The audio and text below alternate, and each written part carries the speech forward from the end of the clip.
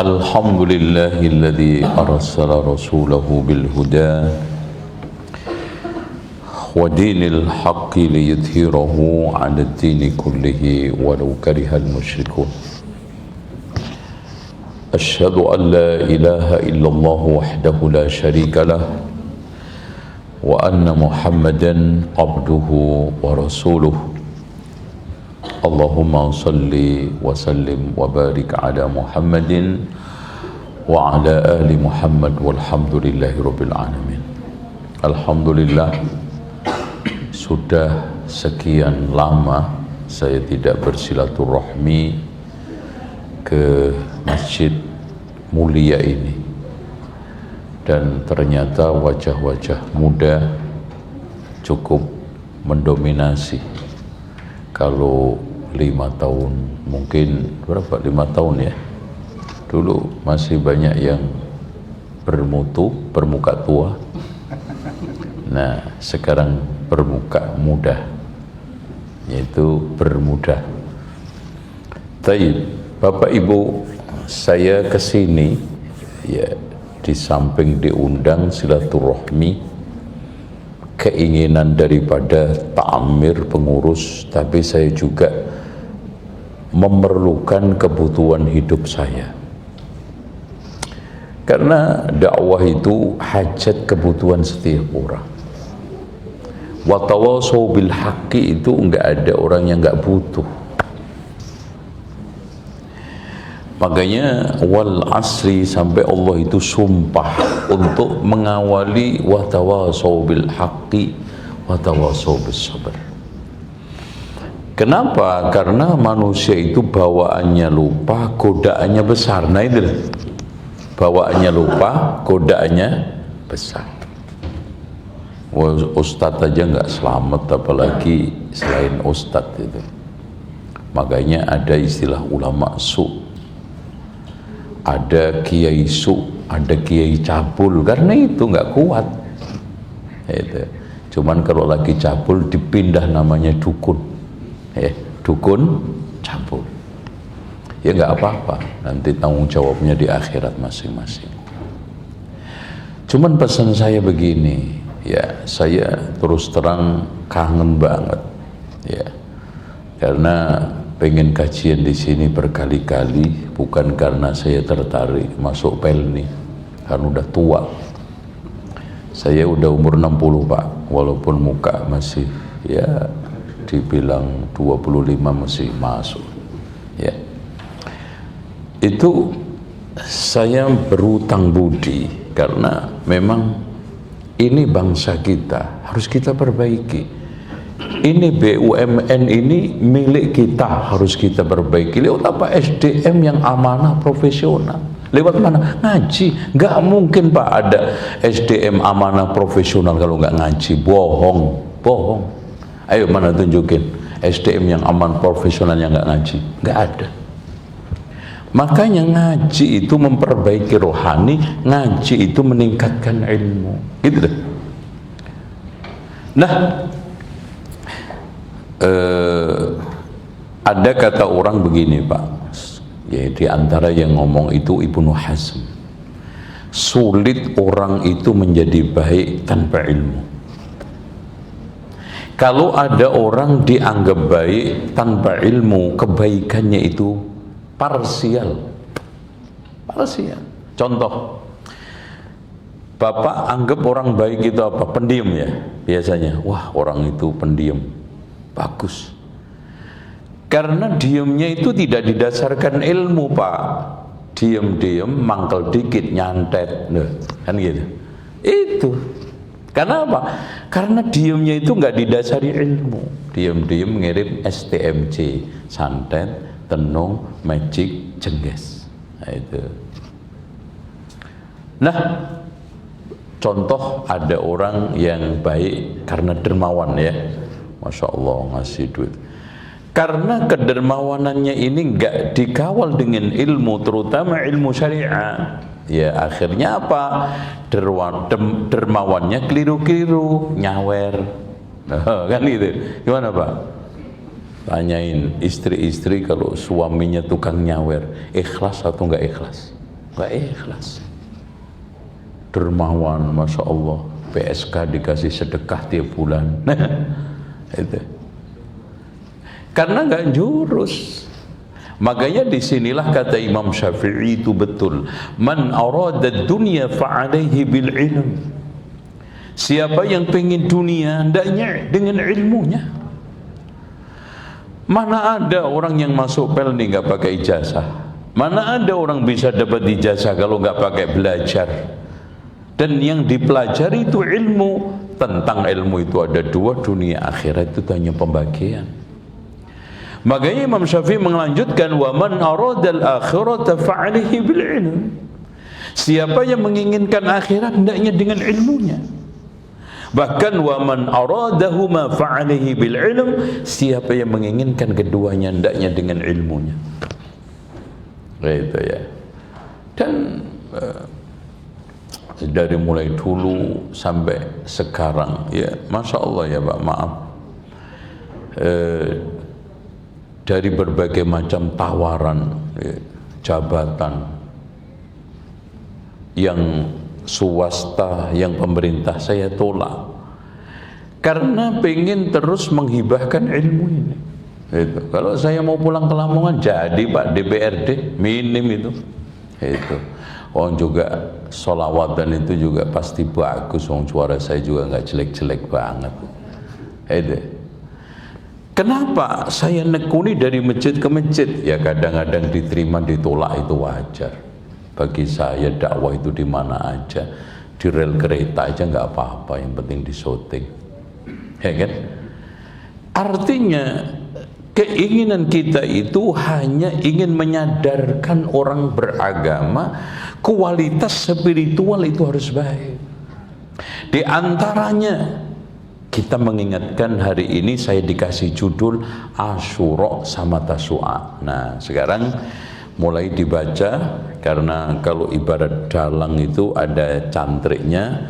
Saya menyampaikan kajian ini juga ada yang baca buku. Ya silakan baca. Jadi dengerin bapak-bapak sambil tidur juga nggak apa-apa. Ya, karena insya Allah tidur pun dapat pahala. Dapat ilmu enggak? Gitu ya. Dapat pahala iya, karena Rasulullah pernah menyampaikan ada malaikat yang habis dari majelis ilmu, kemudian lapor kepada Allah tentang kaum yang duduk di majelis. Sedang apa mereka wahai malaikat? Sedang memuji, mengingat dan juga mengagungkanmu ya Rabb. Allah mengatakan, ketahuilah malaikat, mereka semua saya ampuni. Kata malaikat, ya Rabb, ya Rabb, mereka ada yang iseng, ada yang cuma datang sepintas. Kata Rasulullah, kata Allah, humul julasa'u la yashqa bihim jalisuhum, mereka itu tetap mendapatkan bagian kesuksesan berkat yang serius. Nah itu, jadi kalau urusan pahala dapat semua, yang serius nggak serius, yang tidur setengah tidur ya. Apalagi zuhur begini Pak, saya itu ngaji berat zuhur karena jam-jam deg-degan, banyak orang yang masuk alam lain. Nah ini sulit untuk diruqyah. Oke, nggak apa-apa, nanti sambil diskusi, sambil ini mudah-mudahan nanti kita itu saling mengunggah informasi agama, tidak harus dari saya aja, Bapak Ibu sekalian bisa kasih masukan. Silakan. Ya. Bismillahirrahmanirrahim. Qala al-mu'allif rahimahullah ta'ala al-majlis ats-tsani yaum Asyura. Nah, Asyura itu dari kalimat Ashir. Dan Asyura ini terjadinya di bulan Muharram. Dan bulan di dalam Islam sesuai dengan ketetapan Al-Quran itu isna asyar, minha arba'atun hurum, yang dihormati sangat itu 4, yaitu Dzul Qa'dah, Dzul Hijjah, Muharram, Rajab.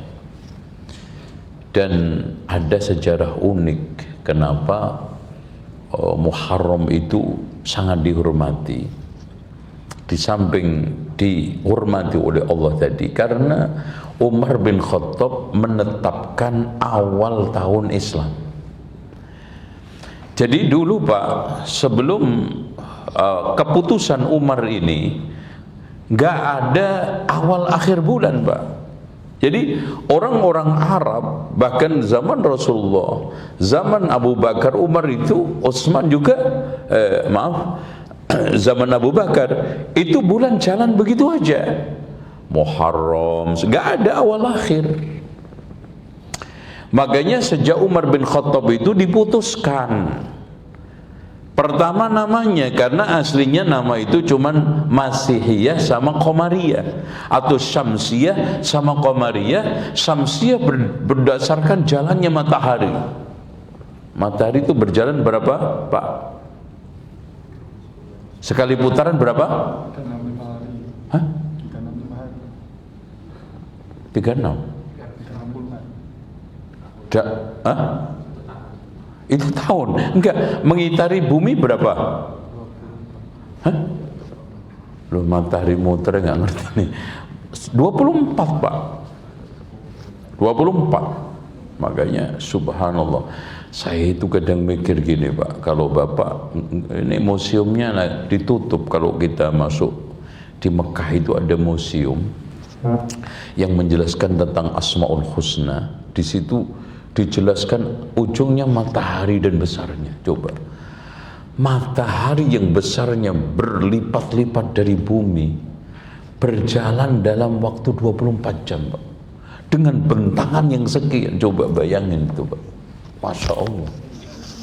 Kira-kira wasyamsu tajri li mustaqarril laha, hebat enggak, besar enggak, agung enggak pada saat kita itu memikirkan akan mengagungkan yang memutar matahari itu. Masya Allah. Coba, siapa? Allah yang menghasilkan. Nah, kalau bulan muternya bumi berapa? Dalam satu putaran berapa Pak? Iya, berapa? Sebulan. Nah, tuh. Makanya ada hilal nanti ketika akhir ngecil lagi, karena awal akhirnya bulan itu sama, tengahnya beda. Kalau matahari awal akhir tengah sama. Makanya orang mungkin problematik kenapa mengakhiri Ramadan itu agak sedikit problematik, sementara sholat tidak. Karena sholat pakai dasar apa? Matahari. Kalau Ramadan pakai dasar bulan. Makanya supaya meminimalisir, bahkan Pak, Rasulullah puasa selama 10 tahun nggak pernah ada perbedaan. Kenapa? Bulan itu cukup dilihat, jangan dikomentari.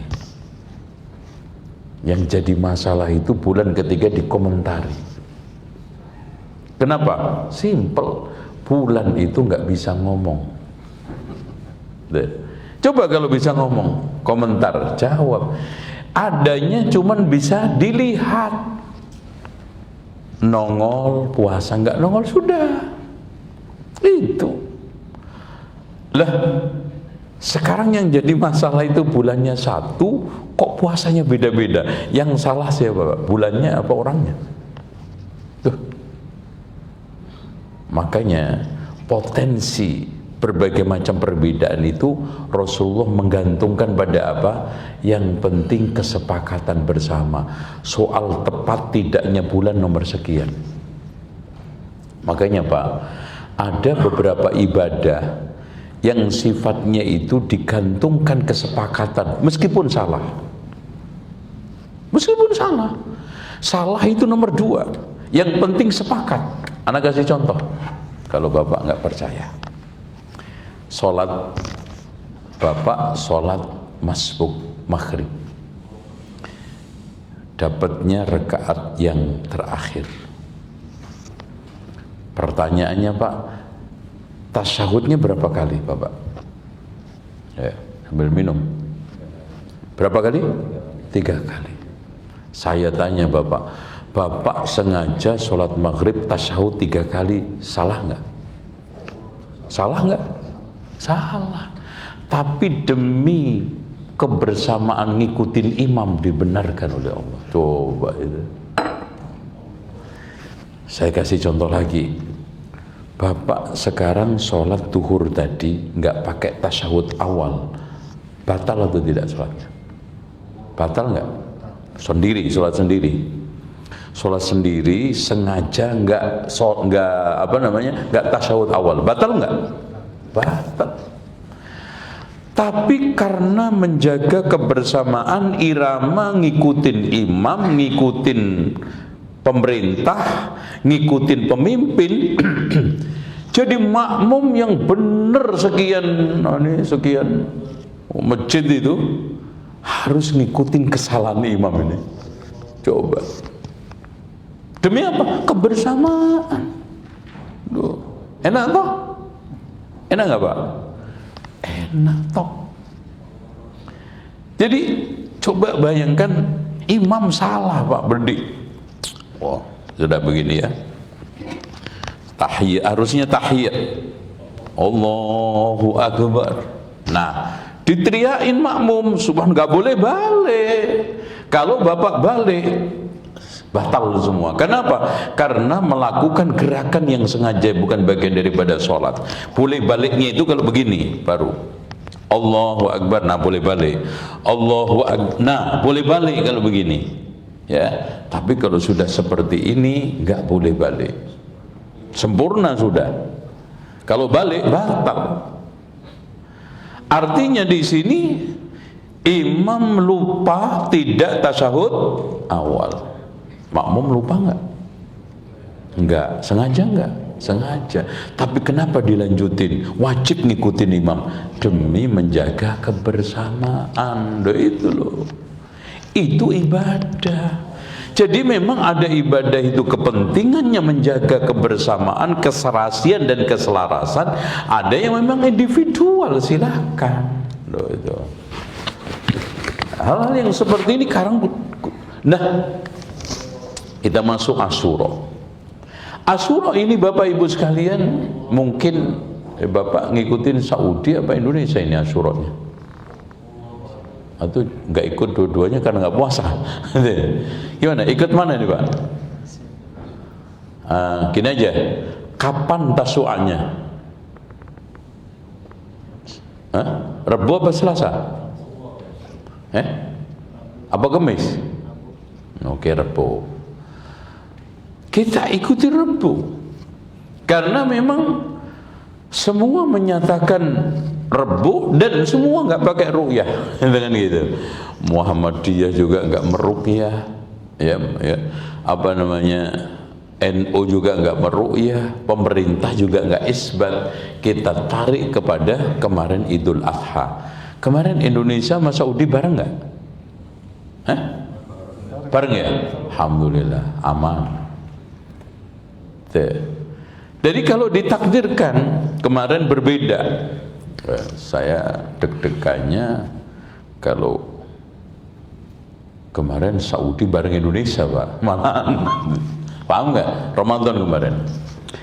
Karena kalau Saudi bareng Indonesia, saya dan jamaah iktikaf itu puasa hanya 28 hari. Karena kita harus ngikutin sana. Karena Rasulullah mengatakan as-saumu yauma yasumun nas, puasa bersama orang-orang itu puasa, wal fitru yauma yuftirun nas, berhari raya Idul Fitri bersama hari raya Idul Fitri, wal adha yauma yudahhin nas, berhari raya Idul Adha bersama. Ini dalil kebersamaan. Alhamdulillahnya beda 29. Kenapa? Karena kalau Bapak puasa hanya 28, maka wajib nambah 1, karena minimal jumlah bulan itu 29, nggak ada 28. Oh itu. Nah kenapa ikut sana? Karena bersama. Oleh karena itu di sini closingnya yang paling bisa menjaga kebersamaan itu cuma satu, siapa? Pemerintah. Karena kalau sekarang Pak, ormas ngatur ormas, mana yang bisa? nggak ada. Tapi pemerintah ngatur ormas itu kewajibannya. Maka dari situlah kita mengikuti pemerintah. Nah, Tasu'a di sini coba dibaca sedikit. Asyura, ya. Lanjut. في الصحيحين عن ابن عباس أنه سئل عن صوم يوم عاشوراء فقال ما رأيت رسول الله صلى الله عليه وسلم صام يوما يتحرى فضله على الأيام إلا هذا اليوم يعني يوم عاشوراء وهذا الشهر يعني رمضان. Masya Allah. Jadi tidak pernah Rasulullah menseriusin untuk mengejar sesuatu fadilah dibanding Asyura sama Ramadan, dibanding hari-hari yang lainnya. Ya. Ini menunjukkan jangan sampai dilewatkan. Ya. Lanjut. يوم عاشوراء له فضيلة وحرمة قديمة وصومه لفضله كان معروفا بين الأنبياء عليهم السلام وكان للنبي صلى الله عليه وسلم في صيامه 4 أحوال. Baik. Bapak Ibu sekalian, saya akan jelaskan secara singkat. InsyaAllah habis ini kita buka tanya jawab barang 10 menit. Intinya dari kitab Lataiful Ma'arif, Rasulullah Shallallahu Alaihi Wasallam melakukan puasa itu 4 tahapan, Pak. Ya. Poin yang pertama coba dibaca. Al-halatul ula annahu kana yasumuhu bi Makkah wa la ya'muru an-nasa bis-shaum. Nah, Rasulullah sejak di Mekah itu sudah puasa Asyura. Karena ternyata puasa Asyura itu sudah ditradisikan oleh umat-umat sebelumnya. Akhirnya juga ditradisikan oleh orang-orang jahiliyah, orang-orang Mekah termasuk pengikut ahlul kitab sama agama Hanifiyah, yaitu Ibrahim. Makanya para ulama, Pak, ketika menafsirkan firman Allah, ya ayyuhalladzina amanu kutiba alaikumus siyamu kama kutiba alal ladzina min qablikum, itu Asyura, bukan Ramadan. Nah, perintah Ramadannya setelahnya, faman syahida minkumus syahra falyasum, itu Ramadan. Tahap berikutnya langsung aja nomor 2. الحالة الثانية أن النبي صلى الله عليه وسلم لما قدم المدينة ورأى صيام أهل الكتاب له وتعظيمهم له وكان يحب موافقتهم فيما لم يؤمر به صامه وأمر الناس بصيامه وأكد الأمر بصيامه والحث عليه حتى كانوا يسومونه أطفالهم. Taib. Yang kedua, ketika Rasulullah Shallallahu Alaihi Wasallam hijrah ke Madinah, ternyata menemukan orang-orang Yahudi itu puasa. Itu. Akhirnya Rasulullah Shallallahu Alaihi Wasallam ini memerintahkan umat Muslim di Madinah untuk puasa karena ingin mencocokin Yahudi. Selagi tidak ada perintah yang jelas, kalau perintah ya udah otomatis. Dari sini hadirin sekalian, dari awal Rasulullah Shallallahu Alaihi Wasallam itu tidak ingin menyelisihi, tidak ingin membuat suatu konflik. Bahkan ketika awal datang ke Madinah, Rasulullah itu ingin bersesuaian dengan Yahudi. Bahkan kiblatnya aja awalnya kemana? Ke Baitul Maqdis. Lanjut nomor 3. Al-halatul tsalitsah أنه لما فرض صيام شهر رمضان ترك النبي صلى الله عليه وسلم أمر أصحابه بصيام. Nah, ini dari sini, Pak, juga tadi Rasulullah SAW menegaskan bahwa memerintahkan anak-anak sahabat untuk puasa. Bahkan mereka setengah dipaksakan untuk puasa dalam rangka tarbiyah dan pelatihan, sampai dianjurkan untuk bikin mainan untuk menghibur mereka. Dan dari sini Bapak Ibu sekalian, perintah puasa kepada anak itu bukan Ramadan, tapi apa? Asyura. Jadi dasar utamanya adalah Asyura. Masya Allah, ya. Dan pada saat itu juga Rasulullah Shallallahu Alaihi Wasallam, nah ini ada khilaf di antara para ulama, apakah Asyura itu awalnya wajib atau memang dari awalnya sunnah? Abu Hanifah bersama beberapa ulama mengatakan sebelum diwajibkan Ramadan maka diwajibkan Asyura ini. Makanya dari firman Allah, ya ayyuhalladzina amanu kutiba alaikumusyamu kama kutiba alal ladzina min qablikum la'allakum tattaqun, itu lebih diarahkan pada kewajiban puasa Asyura. Nah, setelah Ramadan itu diwajibkan, maka ditinggalkan Asyura, maksudnya ditinggalkan kewajibannya. Tidak wajib lagi, kembali kepada sunnah yang wajib Ramadan. Dan Ramadan juga mengalami beberapa tahapan, Pak. Dulu Ramadan itu cara ini, kalau sudah dia itu ketiduran nggak boleh makan lagi. Itu. Jadi makanya mereka itu ada yang bergadang, ada yang ini, yang penting jangan tidur. Kalau udah tidur nggak boleh makan. Makanya tahapan terakhirnya wakulu washrabu hatta yatabayyana lakumul khaytul abyadu minal khaytil aswadi minal fajr. Jadi kita dibolehkan makan minum sampai terbit fajar.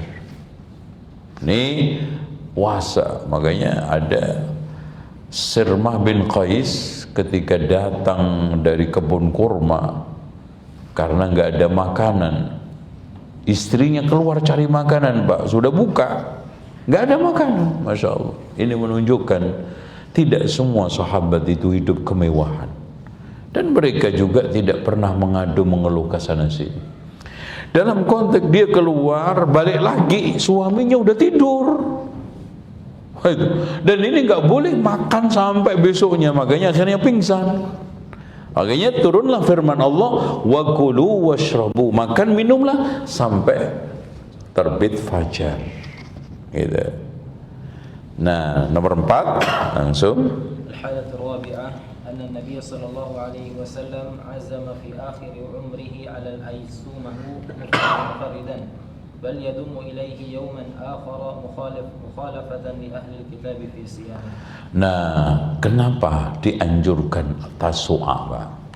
Awalnya Rasulullah puasa Asyura, di Mekah juga Asyura, pertama kali datang di Madinah juga Asyura, tahapan ketiga pun ketika diwajibkan pun Asyura, yang keempat Rasulullah SAW mensunahkan Tasu'a karena asbabul wurudnya. Akhir-akhir daripada perjalanan, Rasulullah yang ingin mencocokin ibadahnya Yahudi, ajarannya Yahudi, syiarnya Yahudi, bukan membuat mereka itu tertarik ke dalam Islam, ternyata membuat isu Muhammad sebentar lagi masuk Yahudi itu. Nah, Pak, makanya qad nara taqalluba wajhika fis sama. Rasulullah bolak-balik karena ini yang inti. Ya Allah, kapan kiblat ini dirubah? Karena itu inti, itu yang dikeluarkan, itu yang diisukan. Makanya Allah katakan sayaqulus sufaha. Karena isu yang paling sensitif, isu yang mereka gulirkan, Muhammad sebentar lagi akan pindah agama. Lihat aja kiblatnya kemana. Lihat aja banyak ibadah-ibadah yang cocok dengan Yahudi. Akhirnya minta kepada Allah dirubah kiblatnya, disuruh untuk menyelisihinya, dan akhir closingnya Rasulullah SAW menganjurkan puasa Tasu'a. Anjuran tok, tapi Rasulullah belum melaksanakan, karena Rasulullah ketika itu hanya mengatakan la in baqitu ilal amil qabil la asumanna tasi', kalau umurku masih tersisa tahun depan aku akan puasa tanggal 9. Ternyata Rabiul Awal udah wafat. Kan Muharram, Safar, Rabiul Awal, baru 2 bulan setelah puasa wafat. Sementara tahun depannya masih berikutnya Muharram, tapi Allah wafatkan. Dari sini tidak semua sunnah itu harus bercontoh, karena Rasulullah SAW tidak ada kesempatan untuk melakukan Tasu'a. Kenapa? Sudah wafat dulu. Tapi ya jangan diseret semua. Kalau umpamanya ada beberapa amalan yang tidak dijalankan di zaman Rasulullah, lah itu Rasul dulu belum sempat, ya jangan, nggak semua begitu, ya. Umpamanya di kampung-kampung itu ada mitoni 7 bulanan tingkepan. Kenapa istri kamu nggak ditingkepin? Loh, ya kan nggak ada sunnahnya, nggak ada contohnya dari Rasulullah. Lah Rasul itu belum sempat dulu, nggak bisa Pak begitu. Kalimat belum sempat itu di dalam konteks yang memang di situ ada kaulnya, tetapi Rasul belum mempraktekkan seperti tasyu'a ini. Wallahu a'lam bishawab.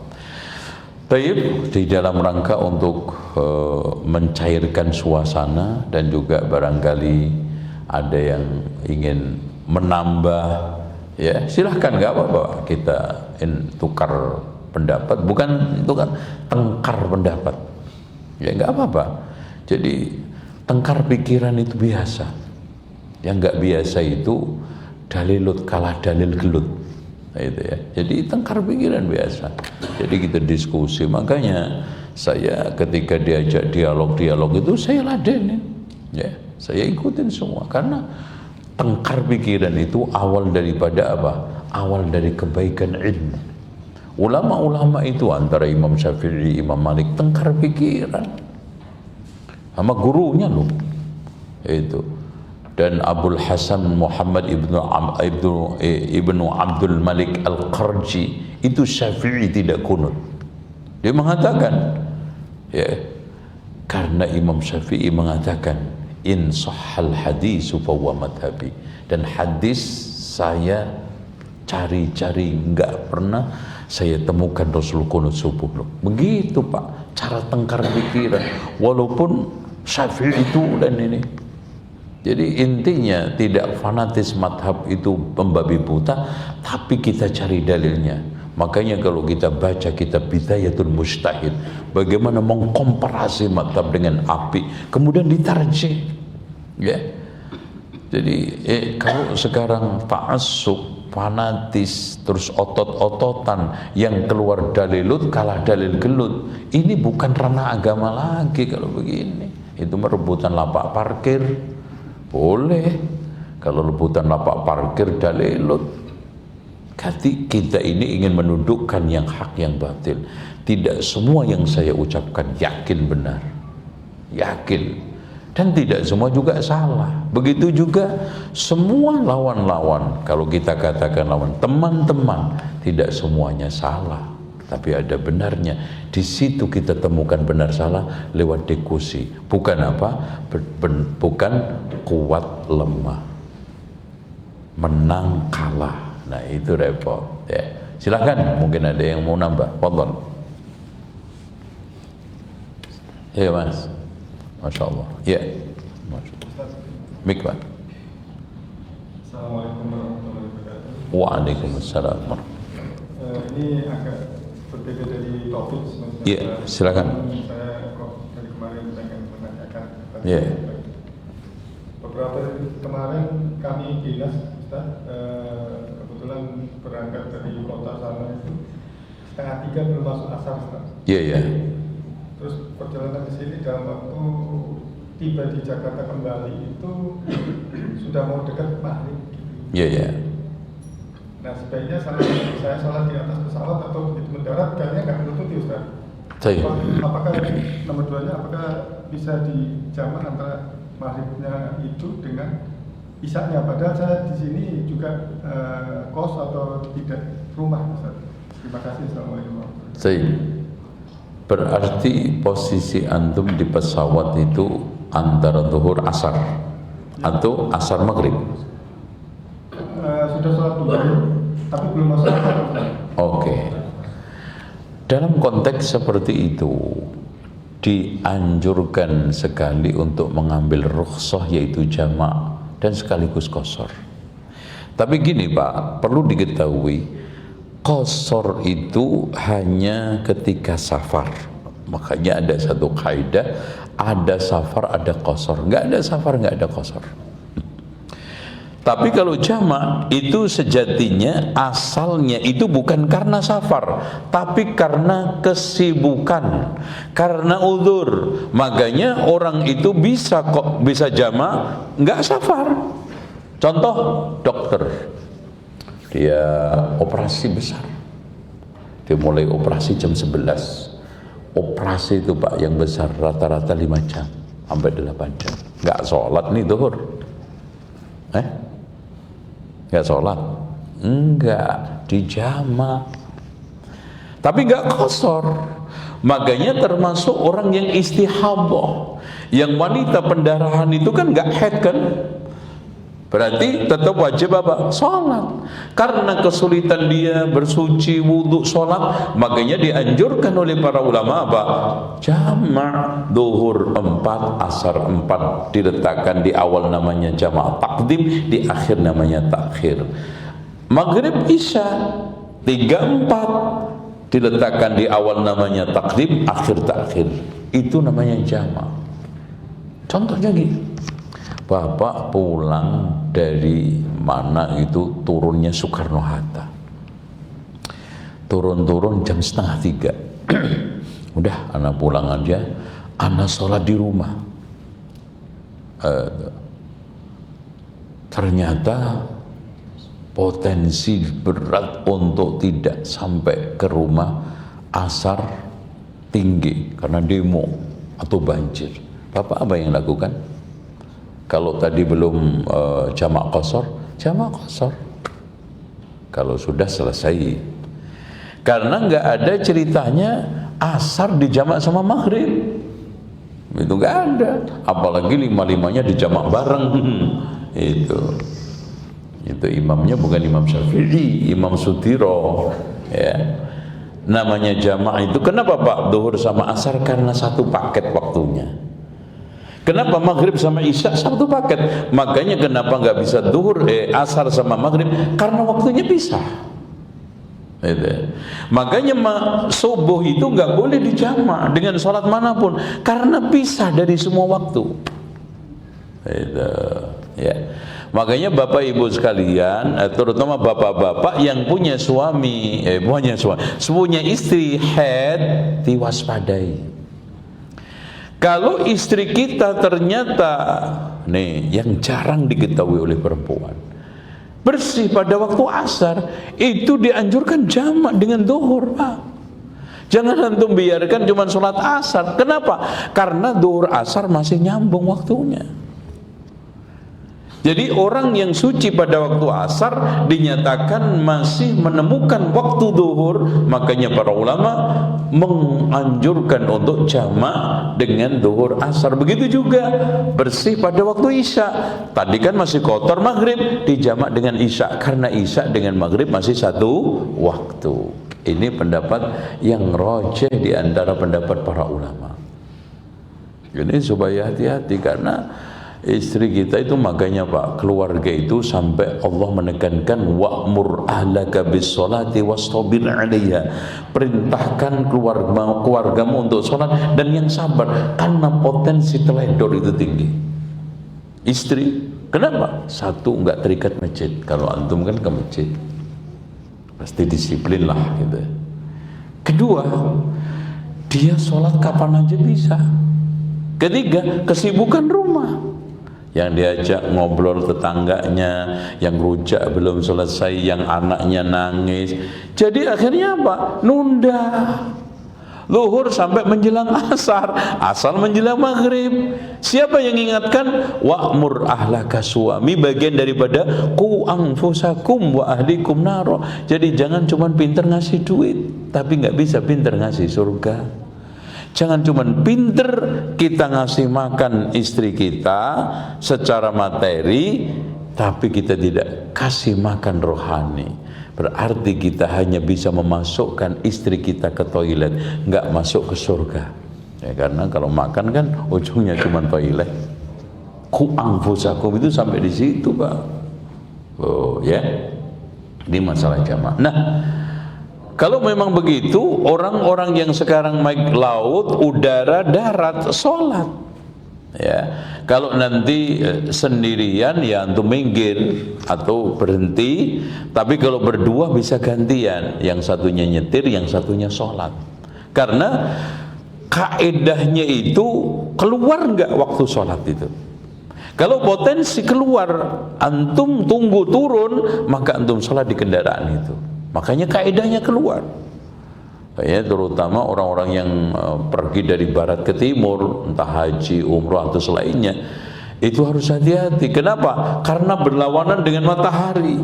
Makanya tiba-tiba matahari terbit karena cepat. Makanya harus cepat-cepat diingatkan. Kadang-kadang sholat jamaah haji umrah capek-capeknya apalagi transit itu baru tidur, kita bangunin sholat. Kenapa? Karena cepat. Beda dengan ke barat, itu nggak buka-buka. Pernah saya, Masya Allah, terbang itu jam 4:30, ya ujung-ujungnya kan jam 5. Ya udah, sebentar lagi ini buka ya, transit Malaysia. Berhenti, lama nggak ini, udah mau buka lagi, terbang. Itu nyampe Saudi itu Pak, Masya Allah, saya hitung kalau nggak salah lebih daripada 15 jam. Iya, itu kalau ke sono lambat, kalau ke sini cepat. Itu intinya perhatian terhadap ibadah itu kita kewajibannya. Yang ingatkan namanya istri itu gampang lupa. Bukan soal kaitannya otaknya itu lemah. Perempuan itu karena tingginya perasaan sehingga apa? Akal sehatnya sering ketutup dengan perasaan. Makanya antum lihat aja kalau kelas salah paham. Perasaan dong mas, perasaan dong, perasaan, denger dong. Ya yang lagi otak pakai otak, punya otak enggak? Nah gitu. Nah dari sinilah perlu terus diingatkan. Gitu. Karena di situ makanya Allah kasih laki-laki itu kepalanya 2, perempuan kepalanya berapa? 1 di warisan, iya kan Pak? Gimana Pak? Benar nggak? Kepala laki-laki berapa? 2, perempuan 1. Makanya orang itu kalau punya istri 1 cemen, karena 1 lawan 2. Rendah banget antum. Realnya itu kalau 2 lawan 2. Nah itu baru real. Makanya saya katakan real man kalau udah 2 itu. Kalau 3 mulai gentleman itu. Apalagi 4 superman. 1 cemen. 2 lawan 1. Coba. Kok bisa-bisanya gitu loh. Antum sejajar 2 lawan 1, ya Allah. Dari mana tuh ketemunya? Jadi intinya gini, orang kalau gajinya 7 juta, 11 juta, pengen kawin lagi, itu namanya nggak tahu diri. Gitu aja, paham? Tapi kalau gajinya 70 juta, nggak kawin lagi, itu dirinya nggak tahu. Nah, itu paham nggak? Kayaknya nggak nyambung, ini belum balik. Insya Allah seperti itu ya. Sedikit penutup, mudah-mudahan ini menggairahkan dan kita akhiri ya. Cukup ya Pak ya. Oke. Jadi untuk ibadah ini harus menjadi perhatian kita dimanapun, karena semua ibadah digugurkan Pak. Orang sakit boleh nggak puasa, bahkan orang haji nggak punya duit boleh nggak haji sama sekali, tapi sholat nggak ada yang gugur. Meskipun nggak mampu, tetap aja dibebankan, walaupun dikurangin. Safar 4 dikurangin 2, sakit nggak bisa berdiri, duduk loh. Ini menunjukkan sholat itu nggak pernah gugur sama sekali. Makanya harus menjadi perhatian kita 5 kali sehari. Karena apa? Untuk ngingetin, lupa di duhur diingetin asar, lupa di asar diingetin maghrib, lupa di maghrib diingetin isya, lupa di isya diingetin subuh. Wala dzikrullahi akbar, sehingga sholat itu dzikir yang paling besar. Demikian, mudah-mudahan kita puasa Asyura ini nanti kita jalankan. Intinya alternatifnya gini Pak, kalau bisa Tasu'a sama Asyura. Kalau nggak bisa, Asyura sama setelahnya 11. Yang lebih bagus Tasu'a, Asyura 11, 3 kali. Untuk hati-hati, antisipasi barangkali ada perbedaan 9, 10, 11. Karena itu anjuran semua dari Rasulullah, puasa sehari sebelum, sehari setelah. Demikian, subhanakallahumma wa bihamdika asyhadu an la ilaha illa anta astaghfiruka wa atubu ilaik. Wa sallallahu ala Muhammadin wa ala ali Muhammad walhamdulillahi rabbil alamin. Wassalamu alaikum warahmatullahi wabarakatuh.